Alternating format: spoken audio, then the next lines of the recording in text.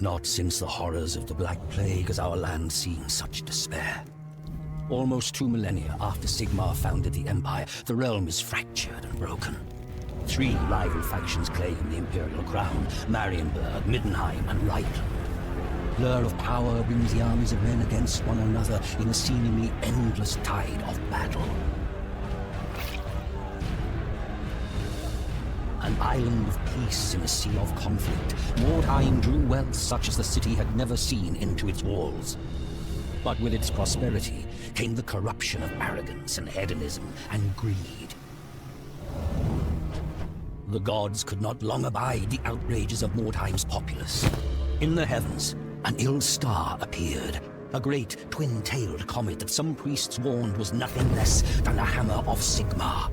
They preached tidings of doom and repentance, but their sermons were ignored. An attitude of rebellious revelry gripped the city as the comet grew ever nearer. The grand festival to celebrate the turn of the year was a mockery of the apocalyptic prophecies. It was then that the hammer fell.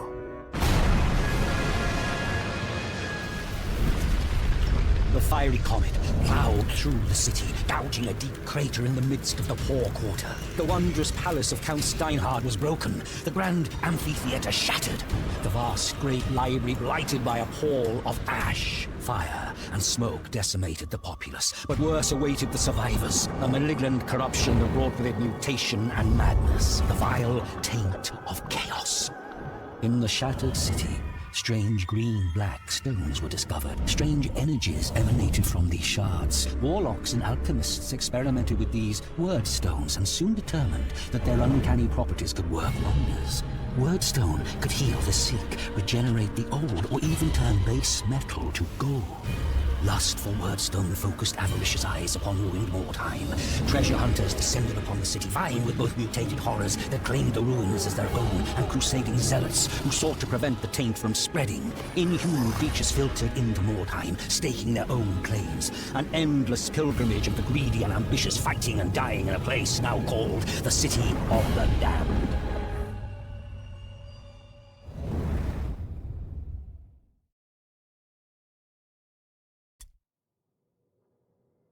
Who among you shall die today?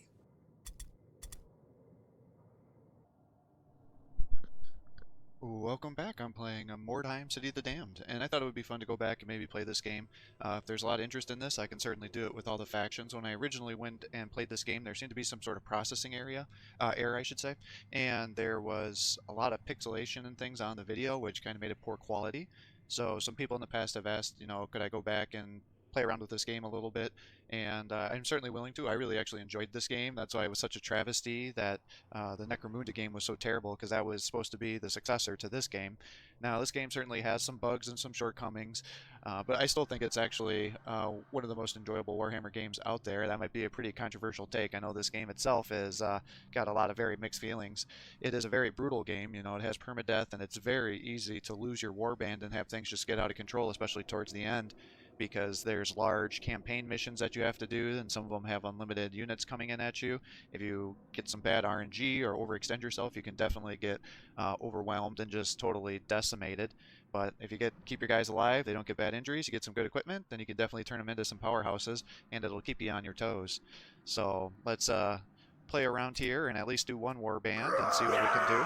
I do have all the DLC on this game, so we have all the optional characters and all the different factions here. As you can see, there are a total of 6 factions. You have the Witch Hunters, Human Mercenaries, Sisters of Sigmar, the Cult of the Possessed, the Skaven, and then you also have the Undead as well, and each one kind of has their own pros and cons.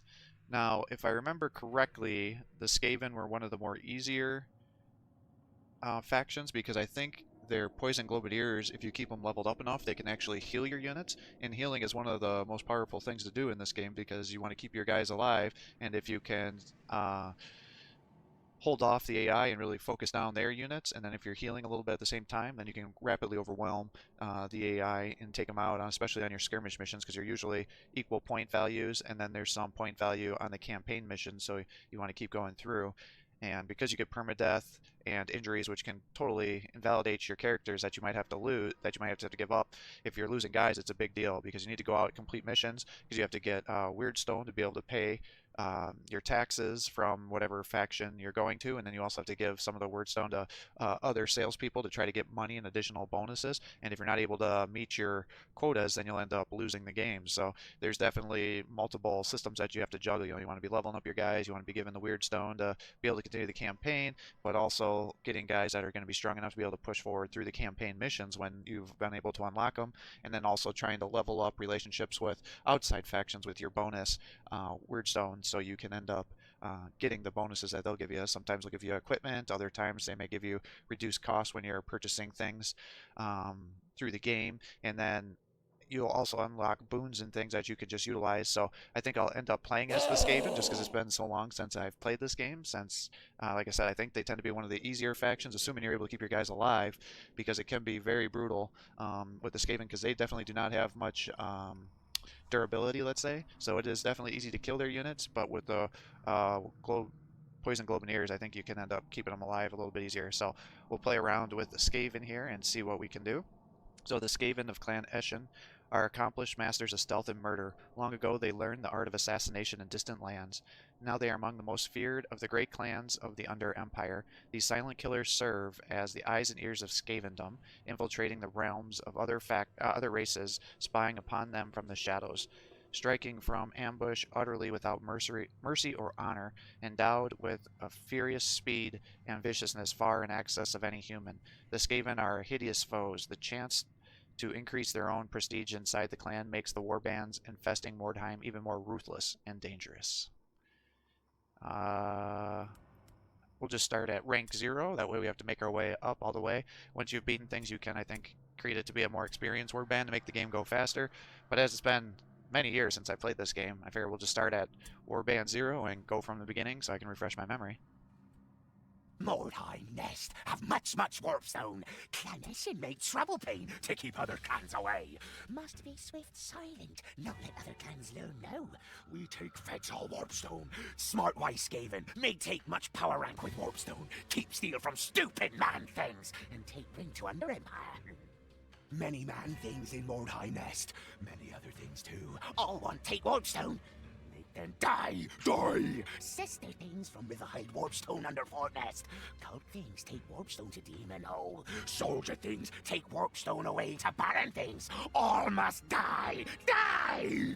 Skaven, with much Warpstone rise fast quick in clan. Become big great chief. Much slaves, much breeders. Much power. Become warlord of whole borough maybe. Best quick trail to rank power is swear serve great murder lord Snicket. Much strong, most high underling of Clan Eshin's revered, feared Night Lord. Even in Holy Skaven Blight, they know of Murder Lord Snicket, great mighty Snicket, best of all assassin lords. Maybe becomes Deathmaster someday. It is smart to serve Snicket and share his glory. Make much helping Snicket gnaw, crush all rivals.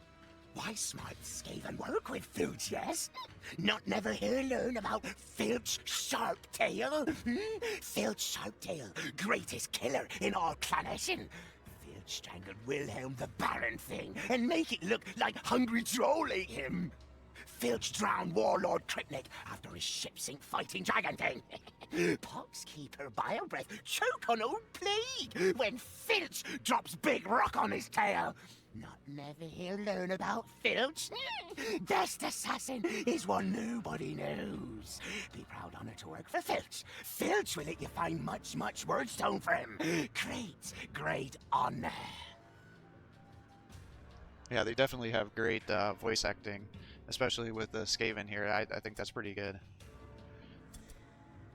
So Mordheim, City of the Damned is a game about making the most of a dire situation and designed as a hardcore experience. Your decisions you take while leading your warband are permanent, and your actions in combat may lead to irreversible injuries for your warriors. The campaign will end after the 4th time you fail to deliver Wordstone shipment request to your faction. Plan carefully and gird yourself against the horrors of Mordheim. And so with the veteran system, I have to do a mission before it gets unlocked because all this stuff is still locked here. So we'll go to Warband Management. The warband management system provides a quick summary of each warrior, lets you edit the composition of your warband and hire new warriors. From here you can click on any warrior to further customize their equipment, attribute, spells, or pay their upkeep costs. Henchmen type warriors can occupy any slot, but leaders and heroes can only occupy the respective slots. Reserve slots can hold all warrior types. And so you can see here I've got my leader unit. You can get a hero, and you can choose amongst these type of guys here for your heroes. So I can start with a Globadier right away. Interesting. And then we have henchman options here. It's not going to let me do anything, so we'll come here. And then the hire screen allows you to browse warriors available for hire. You can review each warrior's description and attributes before choosing to hire them. Warriors may only be hired into the appropriate slots. Heroes can be hired into hero slots, henchmen into henchman slots, etc. Reserve slots can hold any warrior. So these guys can be good because these guys also have a healing ability later in the game. But the big thing, which is a little bit unfortunate in this game itself, is the spell casting is exceptionally brutal, and it can actually one-shot your characters, which is just devastating when that happens, when they end up getting the Zinch's Curse, because it'll be major. It can just stun them, in which case everybody's going to run over there and just totally gank them, or they can just one-shot and be killed and knocked out of the battle. So it's definitely a high-risk, high-reward situation because the spells can be exceptionally powerful. I think I'll hold off on the Doomweaver. I suspect I'll end up using these if we continue on with this game and I do things like Chaos, because I think these guys are available to the Forces of Chaos. I don't remember if the Poison Globadiers are available, but these things can really buff up your units early on, but they start out pretty weak. So I think what I'll do is I'll hold off on hiring these ones right now, because I don't remember if I get to... Yeah...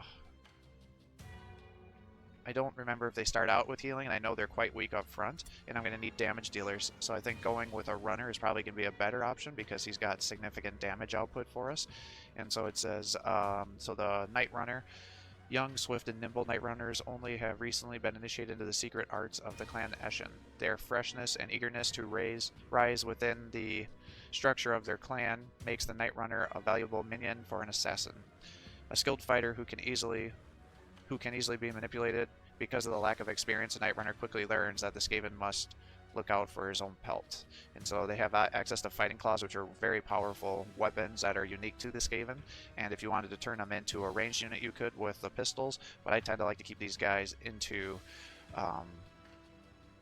frontline warriors, and as you can see they have a lot of agility, so these guys are meant to be kind of a lightly armored dodge class, but they have good weapon skills, which is your melee abilities. You know, they can also be, like I said, be used pretty good with the ballistic skill, which means range, and then the accuracy I think is your crit chance if I remember correctly. You can see starts out with a 55% dodge chance here, pretty low strength, so it'll take him some time to be able to increase his damage and everything. He's uninjured, so you always want to make sure you're not hiring guys that have injuries. Typically at level 0 that will not be the case, but we'll bring one of these bad boys on for us here.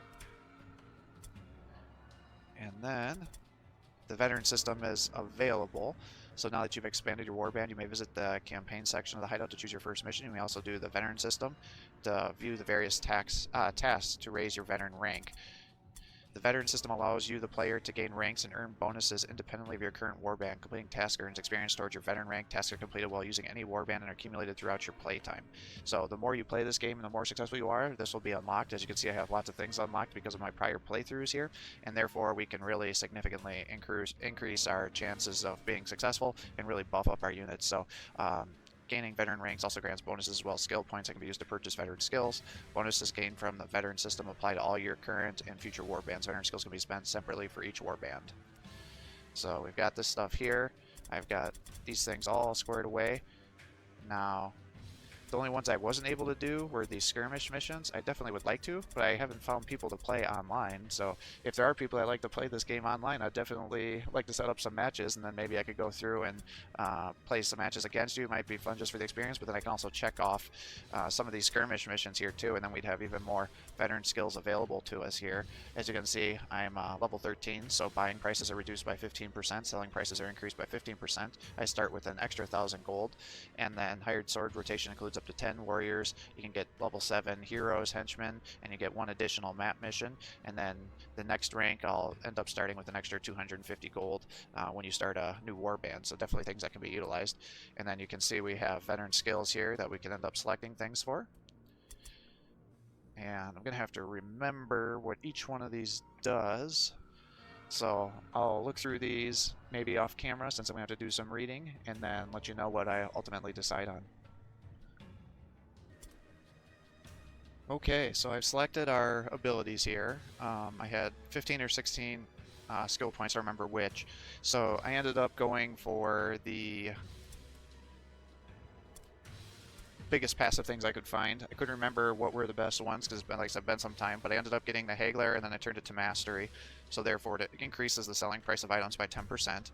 I did Scholar, which reduces the cost of training skills and spells by 10% because there's significant cost to leveling up your guys and unlocking their skills. Same with spells, so that's the skills for your magic users, I guess, for lack of a better term for them, your mages. So that's going to be a huge reduction for us. I got the Healer, which reduces the treatment cost of wounded warriors by 4 gold. I couldn't remember how much gold it usually costs, and I don't remember how much money things cost. I don't remember if that's a good use of our funds or not, but that's what I ended up doing. I got the Evaluator, which reduces the buying price of items by 20%. I got Master Class of Negotiator, which will give us an additional 3 days to fill our Wordstone requests from our faction. For the Veteran abilities, I ended up getting Renowned and mastered that, so it reduces the cost of hiring warriors by 20%. That's why I kind of remember there being an ability like this, which is why I was trying to not hire somebody until I got this activated, but I guess I had to hire at least one person, so maybe if I could have done a henchman and come back, then I could have hired our main guy for a better price here. But we've got 1470, so we definitely have some good resources right now. I got Merchant, which increases the chance of a sales event by 20%, and what that does is increases the chance of you getting rare and unique items, so that's how you end up getting really powerful in this game, is through your equipment in addition to the levels. And then I got the Commander trait mastered as well, and so that reduces the upkeep cost of leaders and impressive warriors by 8 gold after a successful completion of a mission, because after you complete a mission, you've got to pay out the salaries of everybody that you have sent out on the mission. You also have to pay for their upkeep in terms of any medical costs that they have, so that's why I got the Healer. And people will leave if you don't have the money for them. Now, unfortunately, I didn't have enough for these other things because I don't have all the tasks completed again. I need to be able to complete all these online skirmishes, which unfortunately I just don't have the access to.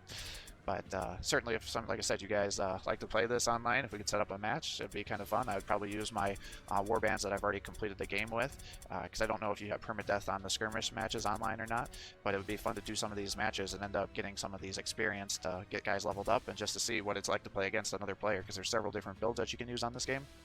And I'd be curious to see how other people's builds varied from mine, and maybe they'll teach me something here. So hopefully this will be good for us here.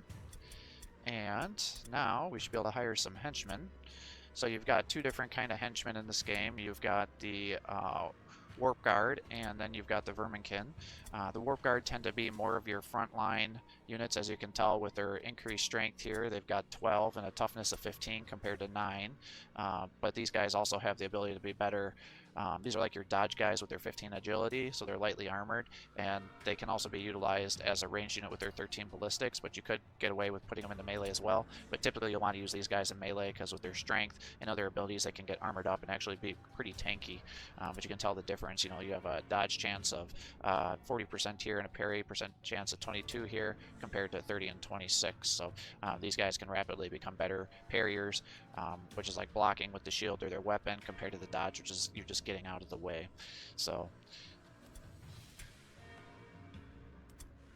we'll probably end up hiring 2 of these and then maybe 1 of the other ones. So in terms of the Warp Guard here, Warp Guards are Skaven warriors who have been especially trained and adapted to guard stocks of Warpstone, the Skaven name for Weirdstone. Heavily armored and given better weapons than Verminkin, Warp Guard are fearsome warriors in their own right. Magical rituals enhance their resistance to corrupting effects of Wordstone, making them less likely to suffer debilitating mutations. Oh, that's right. And when you end up getting Wordstone, there's always a chance that you end up getting yourself some negative traits. I remember that now. So we'll hire him, and we'll hire another one. And then we'll hire 1 of these Verminkin. And the common ratmen of Clan Eshin, Verminkin form a vast majority of the clan. The great armies of Clan Rats and laborers. Each Verminkin strives to prove himself to his masters to rise and be initiated into the secret arts of the clan. Few realize their dreams, murdered by jealous rivals or nervous superior who see not promise but threat in their ambitions of their underlings. In terms of the equipment, they're pretty similar of their options here, so we'll get one of those. So now we've got our full warband for now, because we can't hire another hero, we can't get impressives, and eventually we'll unlock more spots for our additional henchmen to bring out too. As you level, you get more characters that you can deploy at once, and then we don't really need to keep guys in reserve. We can just hire whoever, because they're all low tier here. And then for our leader, so it allows you to customize every facet of the warrior. Description allows you to look at the attributes and a brief description. The inventory allows you to look at your equipment. Skills allow you to train or upgrade the skills, and the spells obviously let you do spells, and the customization allows you to change the appearance. So our leader is a assassin adept. Only the most vicious and cunning of the Skaven are initiated into the secret art of assassination. Those who survive the trials become masters of murder. The most ambitious of these killers are given command of a small retinue of warriors and unleashed upon Mordheim to secure Wardstone. A successful assassin can expect great reward. The price for failure is best not contemplated. And so these guys also have fighting claws. You can give them weeping blades, which is another unique weapon type for the Skaven here. I'm trying to remember, do these guys have weeping blades too? No, just fighting claws. So the... Alright, heavy shields, yep, okay, inventory. There's just got a basic shield that allows the parry chance, plus 10, also gives them some resistance. Quick bypasses dodge chance by 15%, parry chance, that's right. Yep, okay.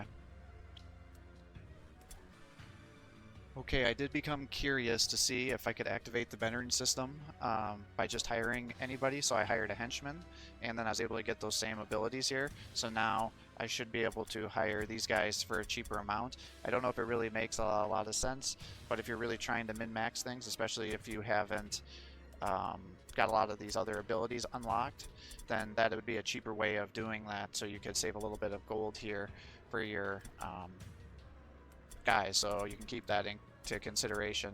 I wasn't sure if that was really going to be a thing or not, so I did end up trying it just to play around a little bit.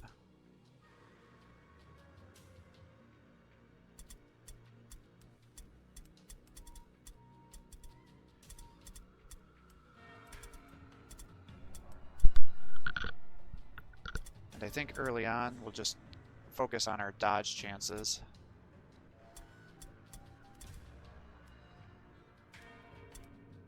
And not put on other equipment. Put that on you. You can have that too. Get you at least a little something here.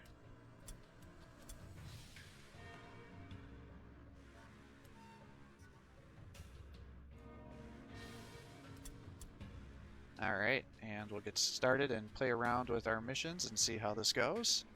Hopefully we won't end up getting taken out on the first campaign mission. That would be pretty brutal.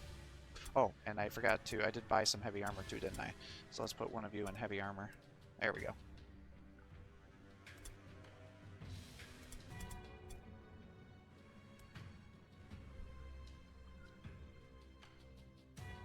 So we have different objectives here. Typically, if there's a warpstone rush, I always go for those because they're the easiest missions to complete, and you need the weird stone. To ransack the nearby houses. Just as your warriors are starting to explore the buildings, however, an enemy warband arrives, ready to attack your dispersed forces. A new round has started. And the big thing with those is you get these objectives. So you can see it says Wordstone Rush, gather 9 Wordstones. So those are those green indicators on the map here, and then the little sacks that are in brown there, those are chests or some sort of other situation. It could be a body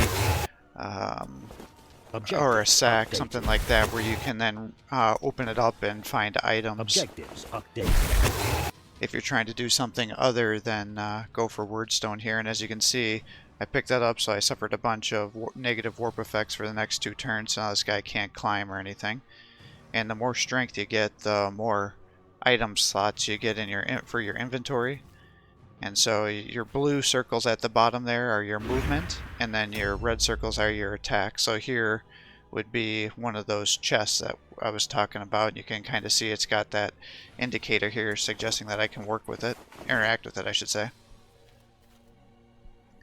And the thing that's kind of weird about this game with the movement is you can run all around, scout, and then if you retrace your steps and go back over where you just went, you'll get your movement refunded, so you can send and kind of scout and decide where you want to put your guys.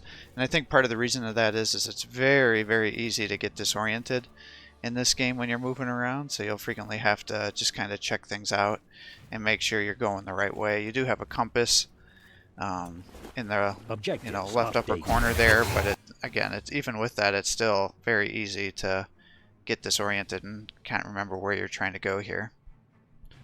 And I think that means I'm fighting the sisters. I think the comments are the sisters.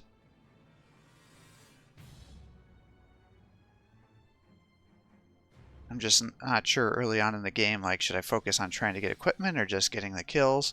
Because the big thing is early on, there's like several peaks of difficulty, if I remember correctly, on this game. It's like at first it's actually can be quite frustrating because you're matched in terms of your points against the AI, and so it really just becomes a slugfest, and whoever gets bad RNG will end up losing out. So you may have to actually Objectives updated. Start and delete some of your guys early on, and if you don't have a lot of money, that can be actually a pretty big cost for you here. So I think what I'll do is focus on the word stone, and because that's the easiest way to get money in this game for sure. It looks like I gotta climb up here to get it. Yep.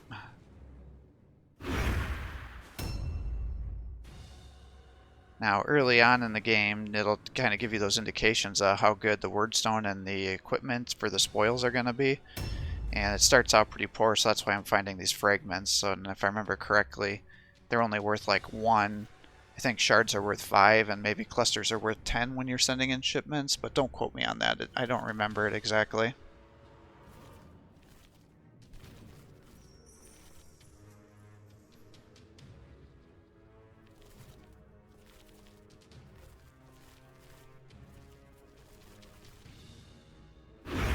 And so when you set up these ambush stances, what that is when you saw that red circle go over there, if any guys walk into that area, then my guys will do a charge attack into there. And when you fill up your inventory, you can actually drop the items off at your cart, because it has a trunk in there that you can drop your equipment in, and the more leveled up you become in terms of your warband, the bigger your cart size is. It also has a round has started.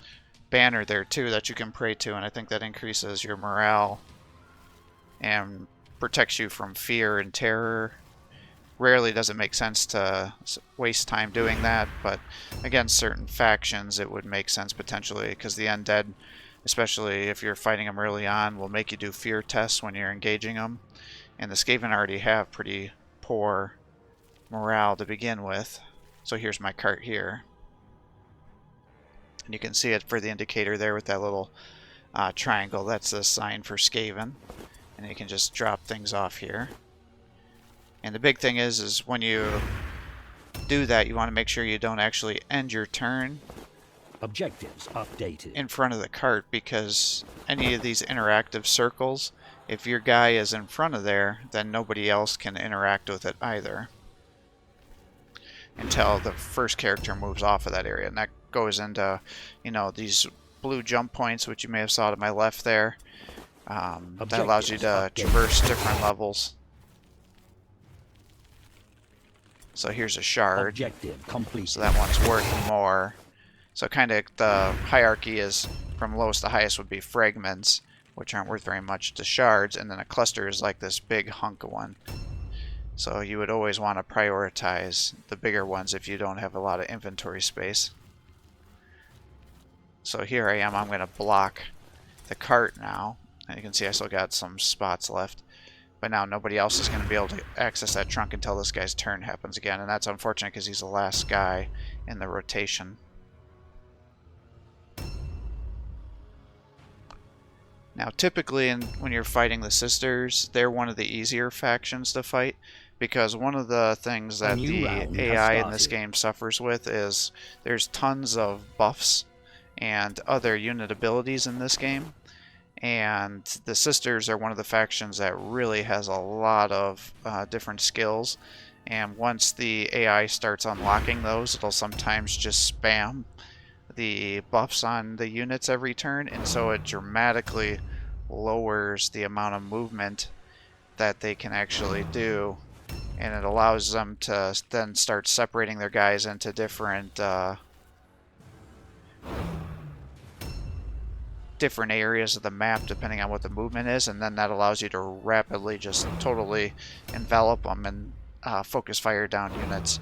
Now, if you don't luck out that way and they slam into you early on, they can definitely be very dangerous because they tend to be heavily armored, heavy damage dealers with a big crit chance, but then they have low movement. So that's kind of their trade-off here. And I'm just trying to delay these guys' turn so I can access the cart and have them drop off their items. Because what I'd ideally like to do is once you kill the enemies, you can then raid their bodies and get their equipment.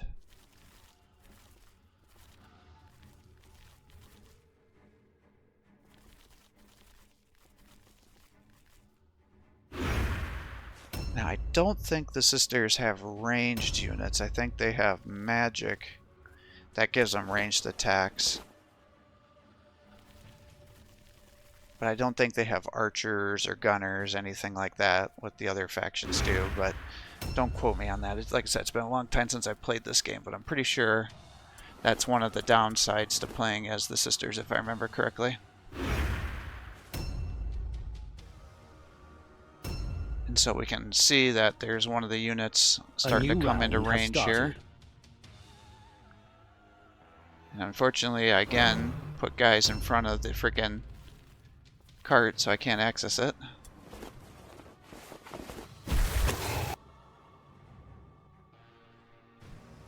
Alright, so we've completed our objectives. Now the mission won't end until you fracture the enemy's warband's morale, so you can do that by capturing their banner and then killing their units. But most of the time it's going to be just by killing and taking other enemy units out of action. Excuse me. Out of action, I was trying to say. Excuse me.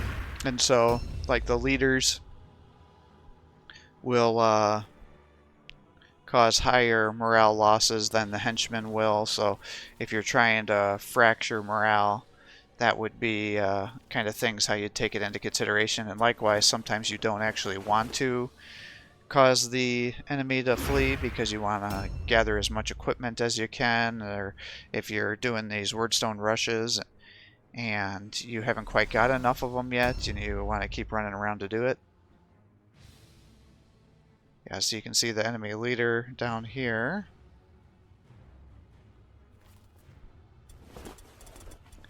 Drop that stuff over here. So what I imagine is they're probably going to jump after me, but maybe I can use some of these areas as a choke point, because if we go one-on-one, I think I should be able to win, because then I can start flanking them. But if they surround me, I'm going to be in trouble. Oh, I filled up my cart. Okay.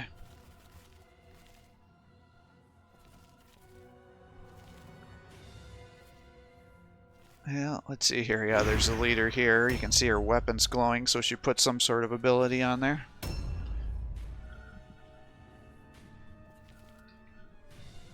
So now it's just trying to get my guys into a position for her to attack me. Now, the other thing you should be aware of on this game is you'll see that crap on the ground or on the walls.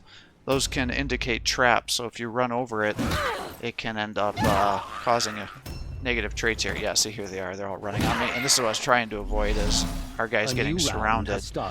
Because not only does that allow them to put a lot of damage into you, but it also causes you to have what's called a morale check for being all alone. And you can avoid that by having multiple guys fighting together But what happens if you fail your morale check, then if you can run away, then you'll be forced to flee, which will then give attacks of opportunity to the units that are in contact with them. And so as you saw that red circle underneath them, any guy that's in contact with that circle can then attack that unit. And unfortunately with your blue circles there, you got to try to position yourself in a way that you can get the max amount of guys over there to stack on the damage. So as you can see, she keeps buffing herself here. We got our charge attack off. So I'm just trying to focus this one down. Oop, I should have dodged. I hit the wrong button there. So that's one thing you got to be careful with on this game, is sometimes it'll default to your parry and other times it'll default to your dodge, so you just got to make sure you select the right one. Yeah, see here, they're all coming for me here. The weaving leg. So okay, she failed her morale check. Now she couldn't run because she's got nowhere to run to, which would be the disengage. So therefore she just has no points and she had to end her turn. So that's what happened there. And then the one thing that's nice about these weeping blades early on is they apply a poison. So that does stack, as you saw, so then it does extra damage the following turn. And then as you can see here, by taking this lady out, we can then pillage her body for her weapon and her shields. Unfortunately, you don't get access to the armor or helmets, anything like that. But if they have run around and also collected any items, then you can select. Then you'll get access to the items or the wordstone as well. Now, one thing you got to be cautious of is. Okay, for a second I thought they were gonna come and kill my verminkin. That was really stupid of me to put the verminkin over here, because he's one shot away from getting attacked. I was hoping to maybe trigger a new round another morale check, since that worked out for me. And if you don't collect the equipment within one turn, then it will disappear. Now, any items that they've collected or wordstone will still be there, but the weapons themselves will be gone. I think you can sometimes try to prevent that by actually moving things around, because if you like pick the items up and then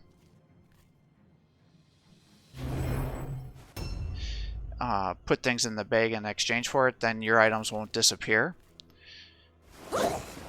Alright, so you kind of saw that I moved around there. As long as you're within the circle of your own allies, and it didn't activate the charge, so you can kind of use that to help prevent yourself from getting an ambush attack and getting full surrounds off on here. But had I not been in the circle of somebody else, then it would have activated it, and I would have gotten hit. But the big thing is I had to protect that verminkin.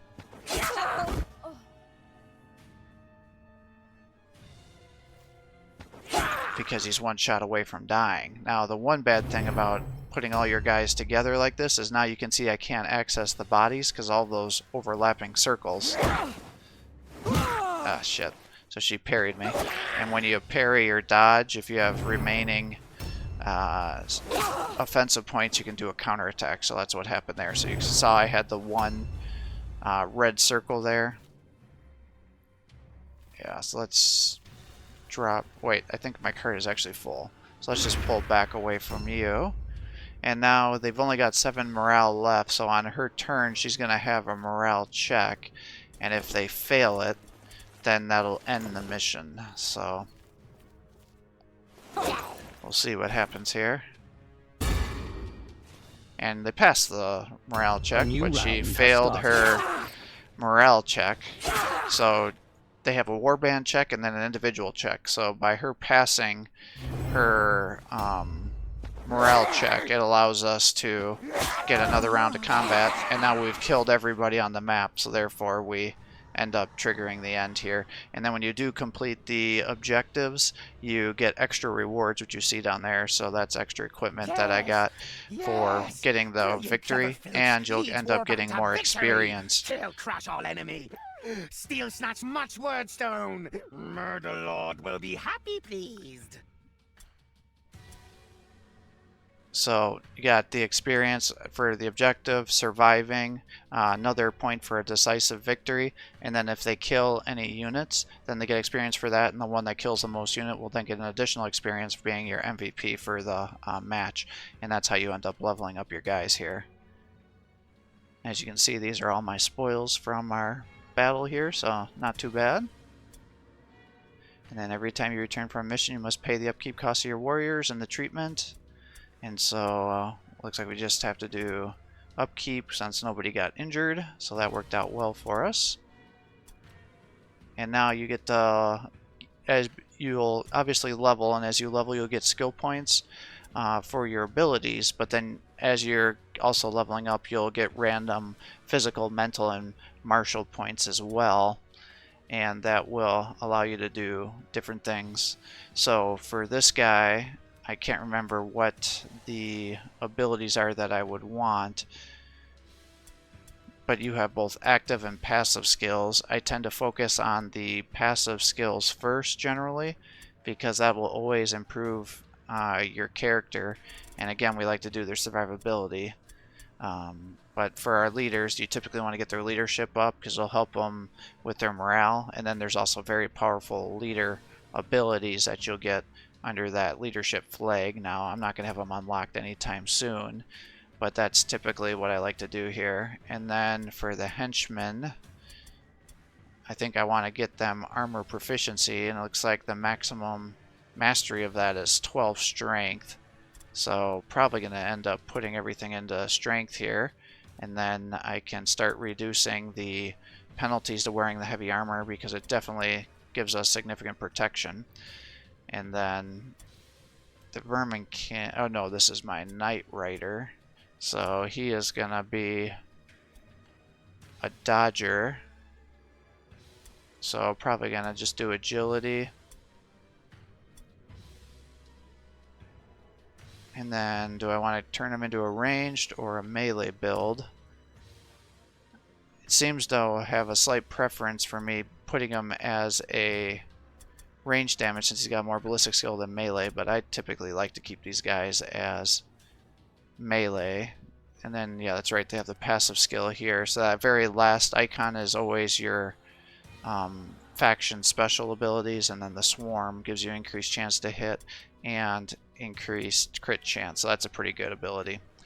And then I think the strength every 3 gives you an extra inventory slot, but I want to maybe get the dodge up. I'm trying to remember what all these things do. Yeah, so armor bypass, overhead, so increased chance to hit.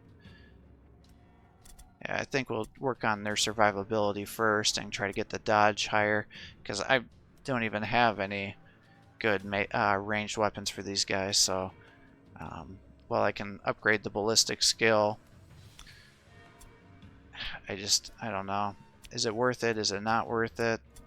I guess we can try it out, but I seem to remember they're pretty abysmal early on, because not only do you have to throw the weapon, but then you have to reload after each time, even on weapons that you wouldn't think have to reload.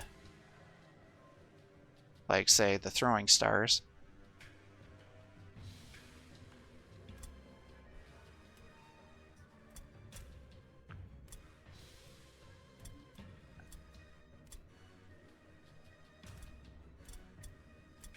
Alright.